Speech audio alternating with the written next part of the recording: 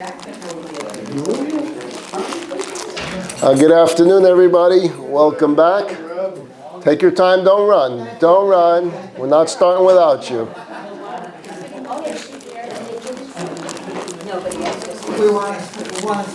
I have it. I have it written down.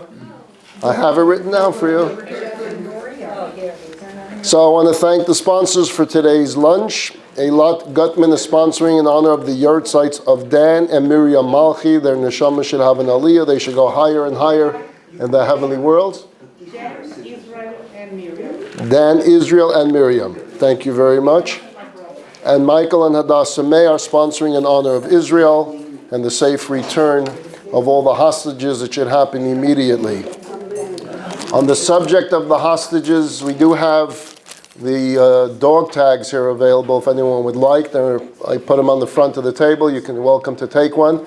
I want to thank Jay Lewitt, who has sponsored and donated many of them so that we can constantly keep them in mind and serve as a reminder to others that we can't rest and life does not go on while there are still families whose loved ones are being held hostage in the most evil place on earth.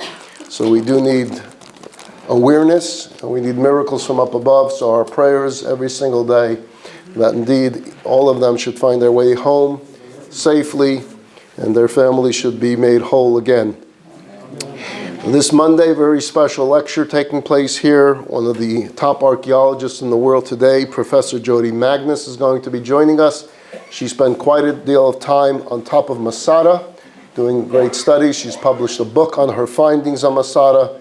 The subject of the lecture, Masada from Jewish Revolt to Modern Myth. I'm not going to give away her findings. I'll wait for you to come Monday and find out what she has to say. That's this Monday, 8 o'clock. Please make reservations in advance. After class, you can either see my friend here, Jacob, or you can go on jewishacademy.com and make your reservations there. We look forward to having you Monday night. Jacob, did you take care of the ear yet? Here right now. You do it with your phone? Yes. Look at that modern technology. He doesn't even have to go to the thermostat. Nope. He just touches a button, and it will be cool. And it should be cool now. It takes about 10-15 minutes. Welcome, Jack. Nope. All right. Well, as we started last week, I want to try to continue this. If at all possible, hold the questions to later, because we do have a large audience on both Zoom, on YouTube, on Facebook Live, and they don't hear your questions, so it's just a gap of time. So let's hold the questions till after the formal part of the class is over, and then we'll have a segment of time devoted to taking your questions for those that are in the room live and in person. Once again, I mentioned to all of you out there in the world that those that are here live and in person do have coffee, tea, cookies, and after class they have a catered lunch. Just letting you know, if you're in the area, you may want to change tradition, give up on the Zoom, and come here live so we can see your face. But again, if you're in Uganda, I understand why you're staying home and watching the class. I totally get it. The subject of dreams, again, that's what I'd like to focus on today. I want to read to you some conflicting quotes. Okay? The tractate of Sanhedrin from the Talmud says, contents of dreams have no validity. Interesting. Yet, here's another quote from the book of Numbers. I, God, speak to him, a prophet, through a dream. Zechariah, and the dreamers speak vanity. So the Talmud addresses this question of some phrases, some quotes seem to say that dreams are real, and some seem to say ignore it. It's just fantasy.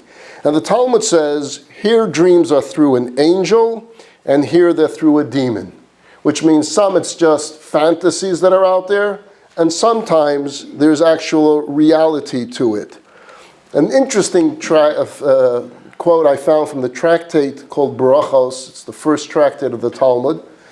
And there it says, the realization of dreams follow the words of the interpreter. Now that's a whole different subject.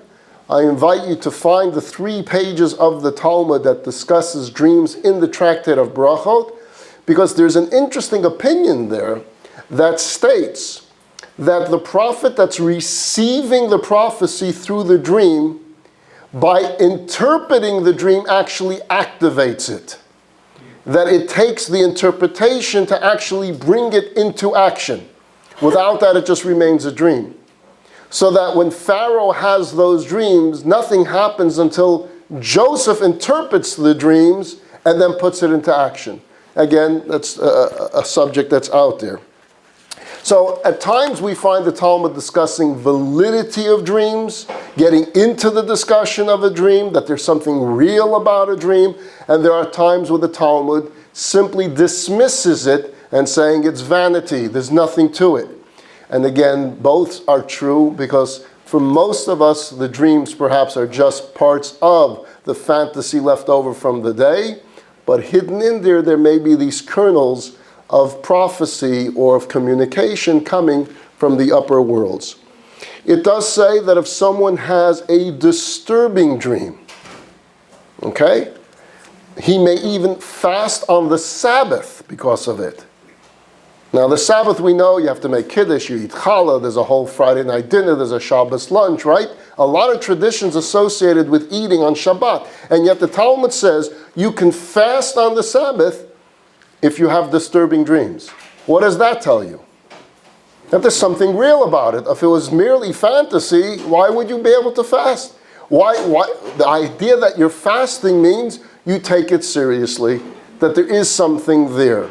Again, showing you this various different opinions about dreams, and they're all true because it's discussing different types of dreams that we have. So what is a dream? How serious do we take them? We'll start with that overview today, and then we're going to get back to what we started last week, and that is defining the 10 dreams of the book of Genesis. That's what I would like to accomplish today with all of you. So man, in addition to our soul that gives us our life force, that soul we call the animal soul. It's called the animal soul because an animal has that soul as well. It's a life force. It's an energy that allows us to see, allows us to hear, allows us to walk. It's the life force within us, similar to an animal, but the human being has an additional soul. We have a second soul, and that's a more godly soul. And that soul allows us as the human being over the animal. It allows us the thinking, the chachma. It allows us the free choice. But it's also that connection that we have. It's the bridge between the natural, the animalistic, the human, and the godly. It connects us.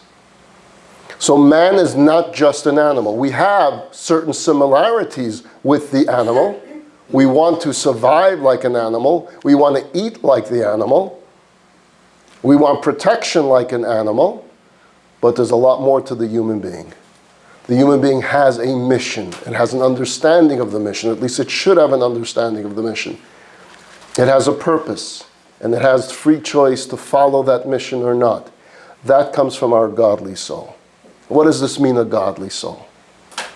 That within this framework of the human being, there is an element of the spiritual, a connection to the spiritual.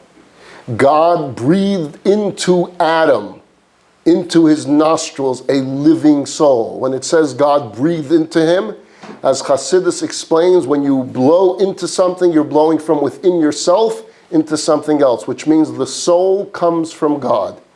God takes part of himself and he puts it into each and every single one of us. We have a little piece of God within us. That's the neshama.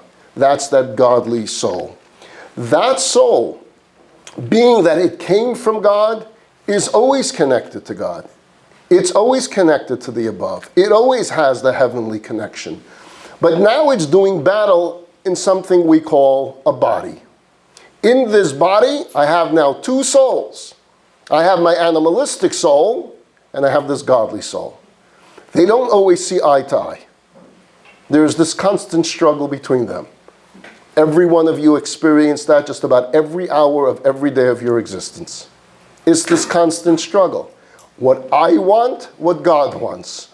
What I want, my desire, my will, the passion, and then comes the voice from above, from God saying, yeah, I know it would feel good, but this is what I want you to do. And we struggle between these two voices. We are not condemned when we listen to the animal soul. We're not done. It's this constant struggle. It's the constant battle. And every day, someone will win this battle a little bit more than the other, but you hope you come back the next day strong. And this goes on. This is why every night we actually ask for repentance for the times that we failed that day. Every year we have a day of repentance, of Yom Kippur. Before we leave this world, we have repentance because of the failings that we went through in this life. But for most of us, as a human being, we're not those selected tzaddikim. We spoke a little bit about that last week. We're not those selected holy souls that have no inclination whatsoever. We each battle this inclination, and there are days that we're better than others. But that godly soul always remains pure. There is that element of purity within each and every single one of us that's connected to godliness.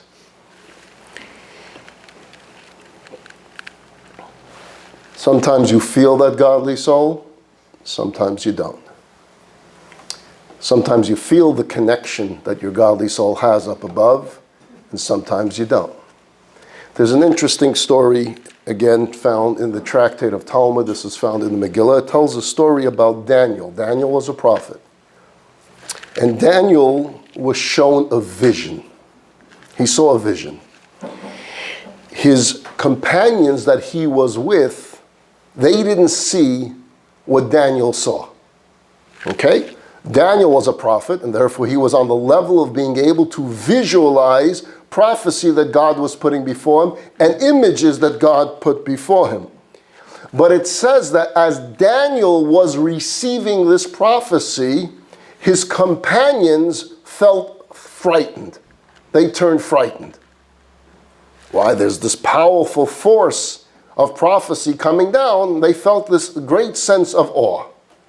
But the obvious question is, you told me the story and you say they didn't see what he saw.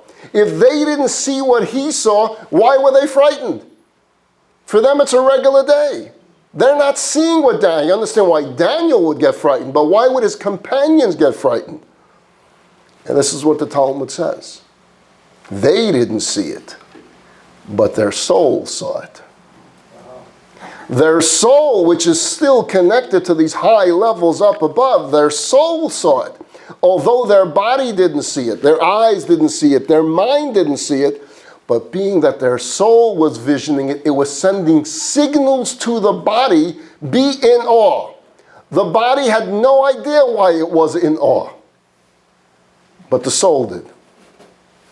Which explains to us many times that we have certain inclinations, certain feelings, premonitions, senses about us, and we don't know where it's coming from.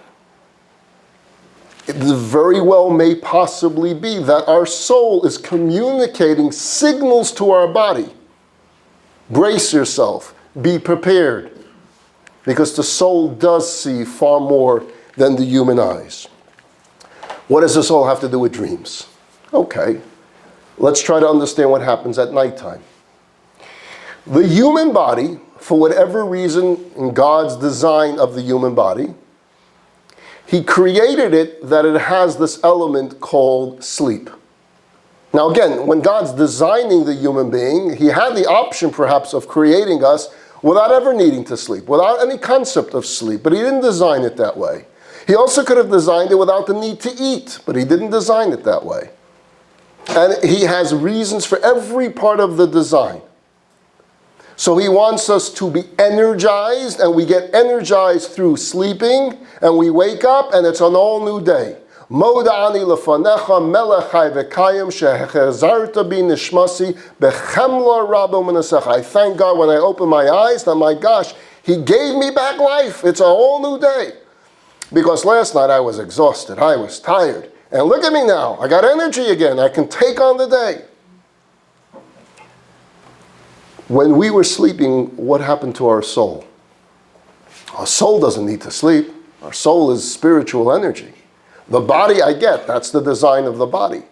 Where is the soul? So it says that when we sleep, our soul, part of our soul stays within the body. It's still our life force. Without that life force, we don't exist. If the soul leaves the body completely, the body does not have the oxygen to live. That's what death is about. The removal of the godly soul from the physical body brings about death. But sleeping, it's kind of on autopilot. It gives it enough energy to survive, to stay alive, so to say, for the body to be rejuvenated. But part of that soul goes back heavenly.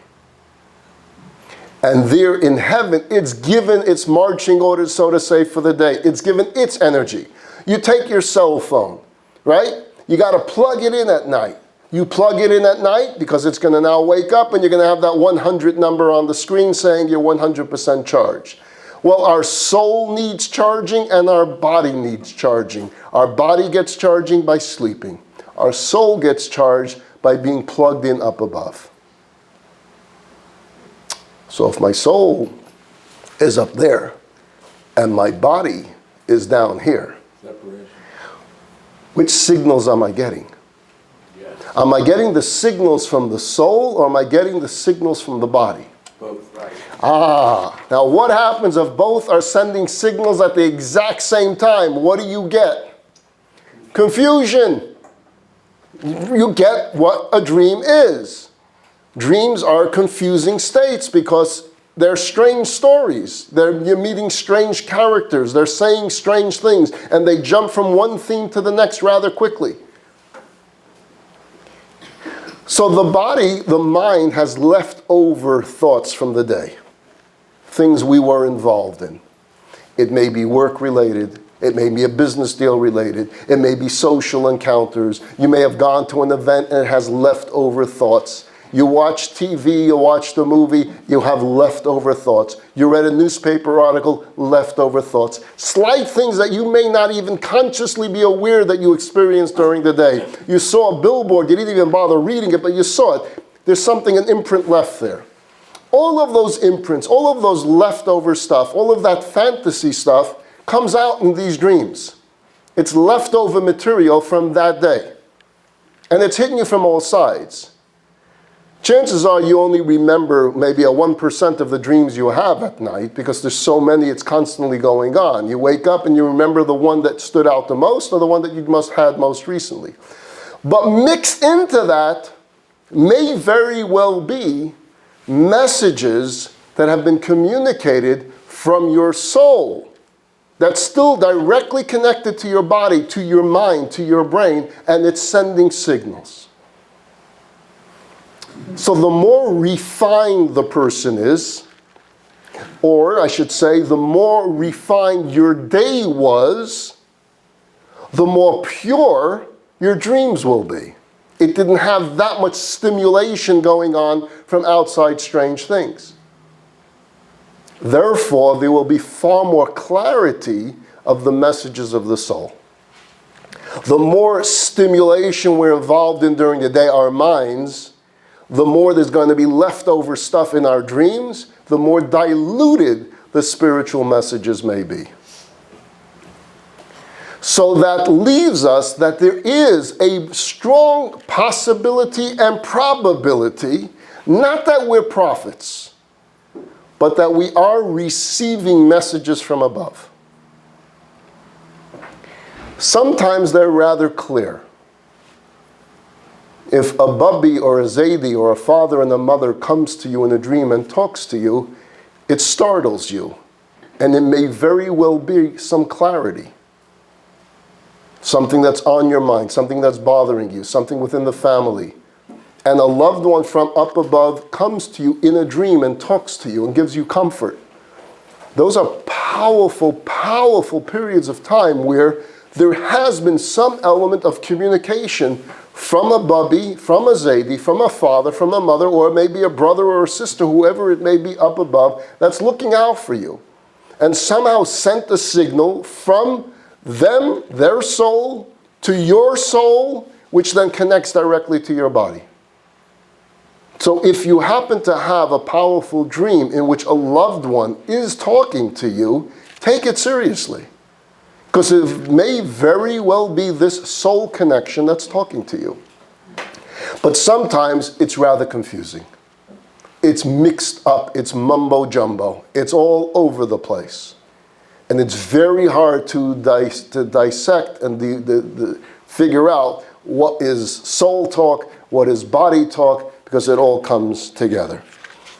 Are there people, individuals that really can find a way to interpret? Yes, there are people that are experts in it, both in the secular world and the Judaic world, of really trying to understand symbolisms of the dreams. The Talmud in those 3 pages in Bracha do talk about particular symbols that appear in dreams and what those symbols mean.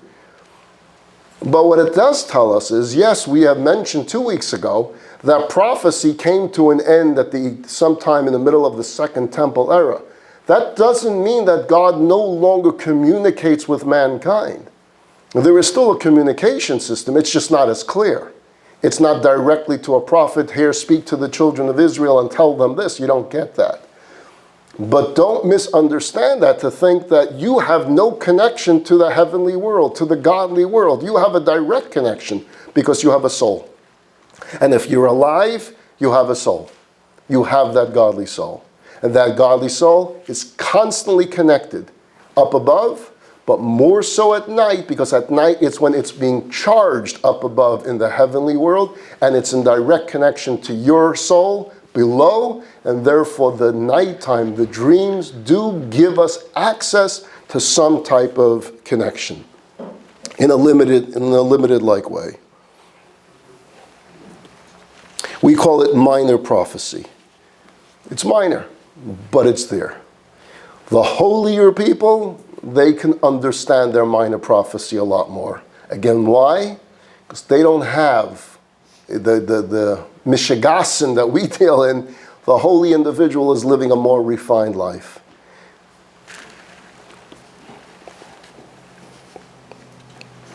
You find commentaries that talk about the clarity of a dream when you wake up, and that was not like your regular strange dream, but it was clearer. Also take that as a sign that it's coming more from the godly soul than from the animal soul. Animal soul messages are all fantasy. Fantasy, usually it's kind of like a science fiction movie that doesn't really happen. You're flying, you're jumping off a building, you're doing strange things. But if it's something that's far more clear, far more realistic, take it a little more seriously.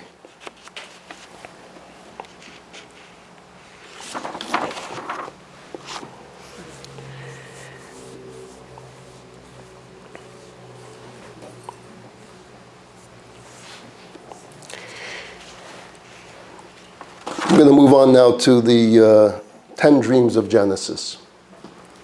Also, one more point I should mention, that if a dream repeats itself, where it's the same message that comes back, it's one night and it's another night, clearly the Talmud says, take it seriously. If the message is repeating itself, it means something. We find that in the story of Joseph, which will be one of the dreams of the 10 dreams of Genesis, where Pharaoh has 2 dreams, and he asks you why the double dream, and Joseph says, a double dream means that it's happening, that it's real, that it's about to happen soon. So there's reasons for a dream to repeat itself, and you do take that seriously. Okay, 10 dreams of Genesis I mentioned last week. In the book of Genesis, there are 10 different dreams that are prophetic dreams, which means the Torah will testify to us that the dream that person was having was actually God speaking to them. 10 different occasions. And I said I would like to go over the 10 stories with you of the book of Genesis where the dreams are actually prophecy. The first one we started with last week, I'll just repeat it again. It was the story of Abraham and Sarah as they traveled to a city called Gerar. Gerar had a king named Avimelech. Avimelech wasn't a bad fellow, but he wasn't the most moral fellow as well. The people of Gerar were not as wicked as the people of Egypt, but not high up there on the list of morality. When Abraham and Sarah would travel through the land of Canaan, which is today Israel, they would always, when they arrived at a new destination, they would start this brother-sister charade. They didn't want to come in as husband and wife. They came in as brother and sister. And then if they felt comfortable, they would then announce that we're not really brother and sister, but we're husband and wife. They arrived in Gerar, and immediately Sarah is taken as a hostage by Avimelech. Why? Because he wants her. Why should she be over there? I want her as part of the palace, as one of my women. And she's taken there, and immediately Avimelech is hit with plagues. It says that he's hit with plagues, that he was not able to be intimate with her. And during that night, Avimelech has a dream. And God comes to him in a dream and says, I want you to know that the plagues that are afflicting your body are happening to you because you took a married woman into your palace. Give her back. She is the wife of Abraham.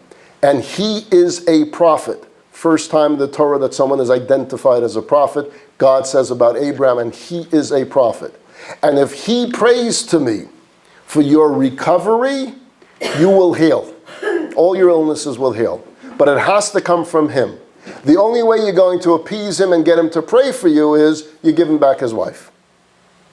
Avimelech in the dream responds to God saying, I'm innocent. I inquired. I was told it's brother and sister. And God responds, and that's because he was afraid to say husband and wife because you would have had him killed. So now wake up and do the right thing. Give her back and ask him to pray for you. He wakes up from his dream. He could easily dismiss the dream. He can say, it's nonsense like we all do every morning. But he doesn't. Why? It was powerful. It had an impact on him. It made sense that why suddenly did he turn ill. All of it worked. And he runs to Abraham and he says, why did you lie to me? You brought sin. You almost brought sin upon me and my people. And Abraham explains the charade, why he does the charade. And Abraham prays for Avimelech. Avimelech showers them with gifts, instructs the country, no one is allowed to touch this couple. They're honored people in our country. They're here as our honored guests. And Avimelech heals.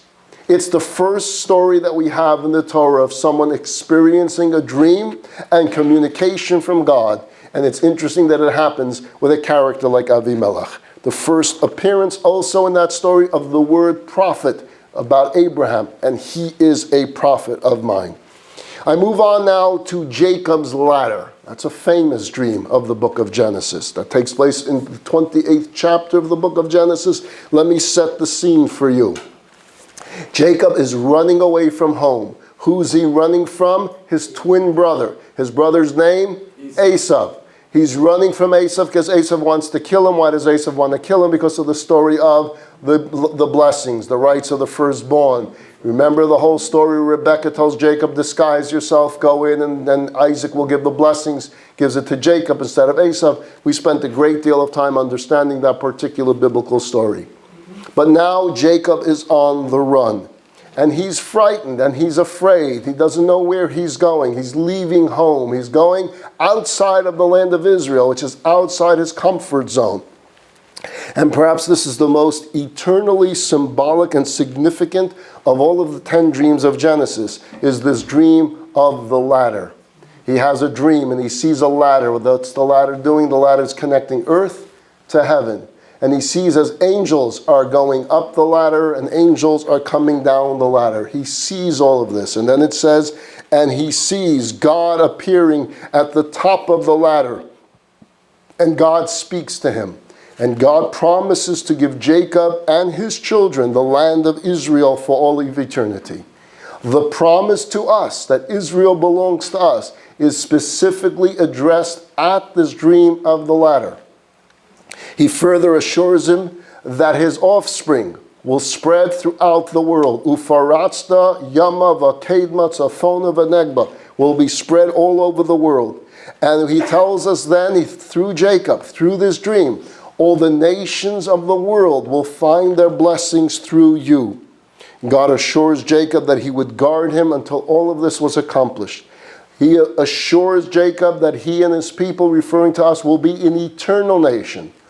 Without spelling it out this way, he says, yes, even in the year 2024, there will be Jews on earth. They will be forever and ever. Now, although the dream is laden with symbolism and there's so many layers of meaning, there is no doubt that this is direct communication from God to Jacob. He wakes up and he says, oh my goodness, I did not know of the holiness of this place, which means he knows he was communicating with God at this particular spot. We know that spot today. That's the Temple Mount. That's where he has this dream. The ladder represents the connection between heaven and earth that takes place, yes, all over the world, but very powerfully, very specifically on that Temple Mount. That's that connection directly between the physical and the spiritual. I move on to dream number 3 of the book of Genesis. We're jumping now a few chapters to Genesis chapter 30. And there, let me again set the scene for you. Jacob ends up running to whom? To Laban. Who's Laban? His uncle. And what will he do there? He will get married over there. Who will he marry? That's a long story, right? He wants to marry Rachel. He disguises Leah, and first he marries Leah, then he marries Rachel, and then he gets 2 more for bonuses. He gets Bilhah and Zilpah. He will marry 4 women. How many children will he have? A lot of kids. That's a good answer. A lot. He'll have the 12 tribes of Israel. He will have his daughter Dinah. There's commentary that he had many other daughters as well. He has a lot of children. How is the relationship between Laban and Jacob? Nicht azoi gut. It's not a good relationship. You know, we talk a lot about the Schwiger jokes, the mother-in-law jokes. It's the father-in-law here that's the issue. Jacob and his quote-unquote uncle or father-in-law, there's a problem between them. The reason is that Laban is not an honest person, and Jacob wants to have an honest living. But Laban and Laban's children, his sons, continue to rip off Jacob and his family. So although he works hard, he's a shepherd for him, and he's a successful shepherd, he will continuously change the wages over and over again. It is in this setting that Jacob will have a dream. And the dream will be what he should offer his father-in-law as a contract going forward, of how the flocks would be, if it's going to be a speckled sheep, it's going to be a striped thing. It's a whole detail of what he offers to Laban as a deal. The deal sounds too good to be true to Laban, because in that case, if he follows through with it, most of these sheep are going to belong to me, and a very small amount will belong to Jacob. Laban goes along with it. As it turns out, miracle of miracles, in this dream he was taught how to go about shepherding these flock and how to bring about the genetics of the flock, that it all come out, that it'll be exactly that all of that will end up going to Jacob. All of this takes place in a dream. That's dream number 3. Dream number 4, just a chapter later. At some point, Jacob will say to his wives, to Leah and to Rachel, who are the daughters of Laban, and he will say, I see the face of your father, and it's not the same anymore, meaning I'm worried for us. He doesn't look at us the same anymore. We're not his family anymore. It's time to go home. It's time. But he'll never let us leave. So we need to run away. But I can only do it with your permission. It's your father. And both of them say, hey, we're with you, we're not with him. We see how he has treated you all these years. We don't consider ourselves his daughters. He doesn't look to us as his daughters. He's not our father anymore. We're going with you. And they will run. They will pack up with 11 children, 12 children, because Dinah was part of it. The only one that wasn't born yet was Benjamin. And they will escape in the middle of the night, pack up their bags, and they will leave. Laban will find out about it on day 3, that they have escaped. And he will pursue after them. He will chase them. He's going after his own family. And the day before he catches up with them, he rests in a particular place, he camps out, he goes to sleep, and that's when the dream happens. Laban, as wicked as he is, has a dream where God is talking to him. And what does God say to him? I'm warning you. You mess with Jacob, you're messing with me. You don't want to mess with me. Not a good idea. I'm watching you. Not a fingertip. You will not lay a finger on him and his family. You will let them be, for he is blessed. It's a very powerful dream. Laban will awake from the dream, and like Avimelech, he has the option of dismissing it, taking out his sword and going after Jacob. He will not. He will in fact tell Jacob, I had every intention of causing you harm, but your God came to me last night and warned me, and so I'm standing down. And now we get to dream number 5 of the book of Genesis, Joseph's first dream. We're jumping to chapter 37, and now we enter the story of Joseph. The portion opens, tells us about Jacob and his children and his love that he has for one of his sons over the rest, and that's Joseph. And he makes for Joseph a coat of many colors to show his love for him. And that's where Joseph is now 17 years old, and he has this dream. And in this dream, he has sheaves in the middle of the field that he is collecting and his brothers are collecting. And I read to you from his dream, behold, my sheaf arose and remained standing. So my bundle of wheat got up from the ground and stood up. And behold, your bundles of wheat, they all gathered around my bundles of wheat, and they all bow down to me.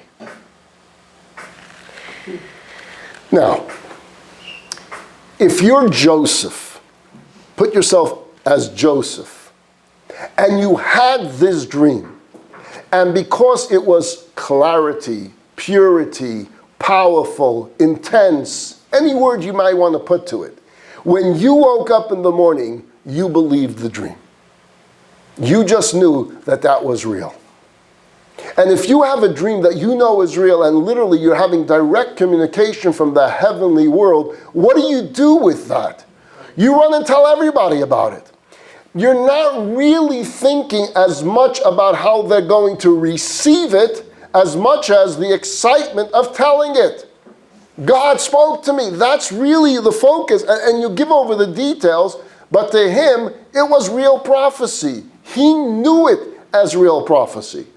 So if you put yourself in Joseph's shoes, you can see why Joseph would do that out of excitement. Now, you can then second guess it and say, is it really smart to tell them this once you start thinking about what the dream really said? Maybe just share it with Dad first and see what Dad thinks. That might have been a better idea. But that's where we're second guessing ourselves. But if you were one of the brothers, you weren't Joseph. And you didn't experience the intensity, the clarity, the purity of the dream. And you're hearing this from your baby brother who says, guess what? We were all gathering wheat in the field.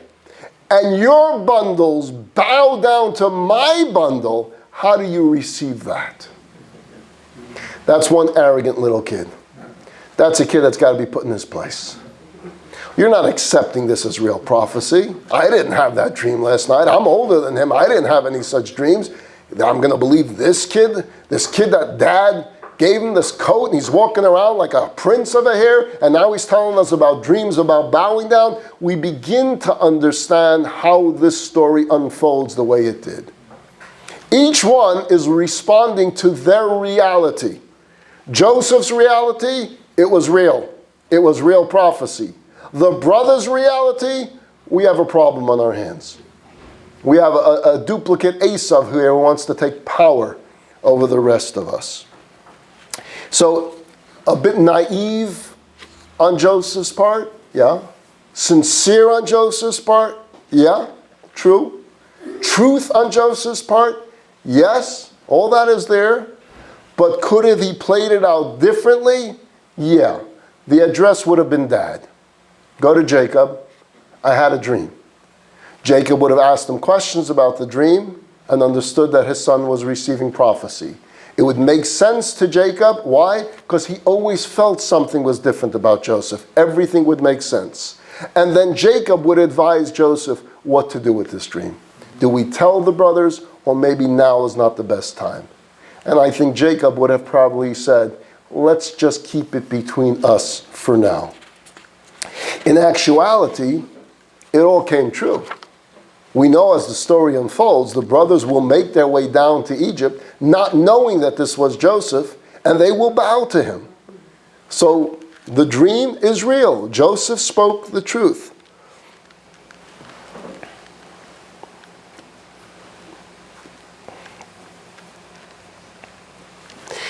The sixth dream of the book of Genesis is again Joseph, because he goes to sleep again and he has another dream. And again, remember we said the repetition of dreams means something.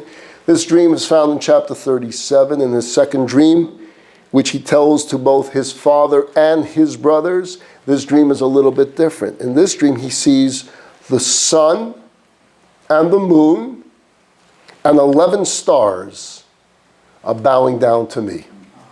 He's there, and suddenly he sees a sun bowing to him, a moon bowing to him, and 11 stars bowing to him. Again, purity, power, everything about the dream was real. He felt it. It was intense. It was real. And as again, we know from the end, they do bow to him. But he has this dream. Jacob hears this dream. Jacob understands it to be real, but Jacob also understands we got a problem brewing over here. My rest of my kids, they're not like this at all. So what does he do in the text of the Torah? In the storyline, what does he do? He scolds Joseph about the dream. And he says, so are you telling me now that you think your father and your mother will also bow to you? And what Jacob is really doing is he's calming the situation by discounting the dream so that the brothers don't get angry. But the Torah will also tell us that Jacob believed the dream. And as we see, when Jacob will come down, he will also look at his son as the prime minister of Egypt and show that type of respect. The question is asked about his mother, because he said the sun and the moon. His mother didn't live that long. Rachel was not there in the story of Egypt. So what do we do with the moon in the story? Interesting question. It's actually brought down in the discussion of the Talmud. There's two different answers. One answer is that every dream, even those of pure prophecy, will always have something in there that's not accurate. It will never be 100% perfect. Why? Because it's happening to a physical body, and therefore the animal soul will always add some element to it. So every dream will have some element of fallacy to it. And that's your fallacy in that dream, that there was no moon because his mother had died years earlier. The second opinion says, yeah, that's maybe true for dreams of prophecies like you and I. But when these guys have dreams, they're 100% true. There's no fallacy in the dreams of the righteous. They have purity in their dreams. And the moon in the story would be Bilhah, who was Rachel's handmaid, who adopted Joseph after Rachel passes away. And she does come down in the story of Egypt and will join the family in bowing to the prime minister of Egypt, namely Joseph.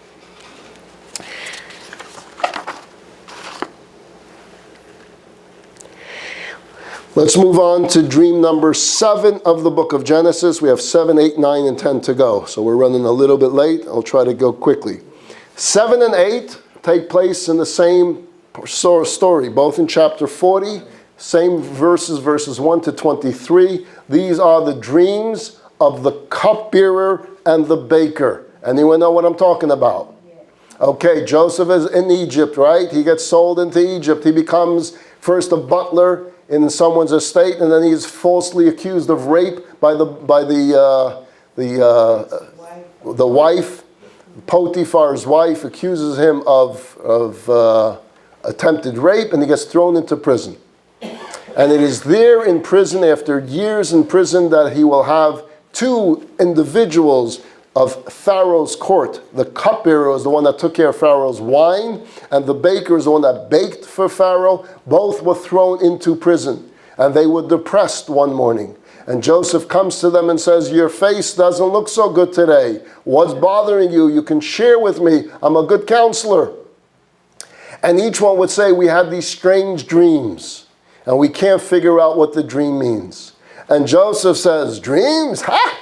That's my cup of tea. I also have dreams. Sometimes I figure it out, sometimes I don't. And Joseph will actually get into a conversation in this story and later with Pharaoh, where he will explain that when I hear a dream, sometimes I receive a prophetic experience that allows me to interpret the dream. I'm not just this philosopher that tries to read into symbolism. If it comes to me, I believe it's coming to me from up above. Elohim, he says, it's God that's interpreting the dreams. It's not me. It just comes to me. He will actually say that in his words. So they each have dreams. And Joseph will interpret the dreams correctly. Each one, the cupbearer, the wine guy, will have a dream that in 3 days' time, he's going to be invited to a party. And in this dream, he's giving over to Pharaoh a cup of wine. The baker will have a dream that in 3 days' time he will be invited to a party and he will bake all the goods that Pharaoh loves. He'll be carrying the tray to Pharaoh and birds will be coming and they'll be eating from the tray. These are the dreams. And Joseph interprets the dreams. To the wine man, he says, in 3 days' time, Pharaoh will once again look at your case and he will decide that, you know what, should not have been in prison, or he will pardon you, he'll take you out of prison, and you're going to be there at Pharaoh's party, once again being his wine man, bringing a cup of wine, of Pharaoh's favorite wine, to him. The baker's all excited, because the wine guy got a good interpretation here. He's getting out of prison. And the baker says, no, what about me? What about me? In 3 days' time, Pharaoh will look into your case as well, and he will decide that you are guilty of the crime he put you in here for, and he will hang you, and birds of prey will come and eat from your carcass. He's not a happy man. But the Torah says both happened exactly as Joseph said that would happen. Both dreams, the prophecy was exact. He interpreted it exactly as it took place. 3 days' time, the wine man is put back into his place. 3 days' time, the baker is unfortunately no longer amongst us. Those are dreams 7 and 8. Now let's move on to 9 and 10. We have 2 more dreams of the book of Genesis. Who has those 2 dreams? Pharaoh. The story of Joseph continues. And now we're introduced to Pharaoh, king of Egypt. He has 2 dreams. He has the dream that we call the dream of the cows, and he has the dream of the stalks of grain. Both of these dreams Pharaoh will have. The first dream, he sees 7 healthy cows emerge from the Nile to graze in the field. Following these 7 cows, 7 other ugly and skinny cows emerge from the Nile, and the 7 skinny, ugly cows swallow up the 7 healthy, fat cows. And an important part of the dream is after the skinny cow ate up the fat cow, the skinny cow looked exactly the same. You expect the skinny cow now to look fat, but the skinny cow stayed skinny.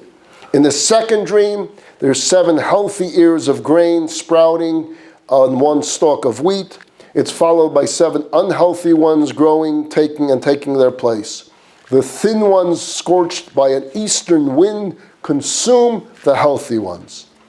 He doesn't know what to do with these dreams. Now, why would Pharaoh care about having these 2 strange dreams? Why not just wake up and go on with your life? What's so startling? Which tells us, if you actually have a dream of prophecy, you know it. Something is wrong. He can't just go back to work. He says, I experienced something. In these images, in this story, something happened. He felt the energy coming into him through the dreams. He just doesn't know what it means. So he calls every one of his advisors, and every advisor tries. You're going to have 7 sons, you're going to have 7 daughters, your sons will die. Every type of, and he said nothing worked for him. Again, it tells us another interesting thing about dreams.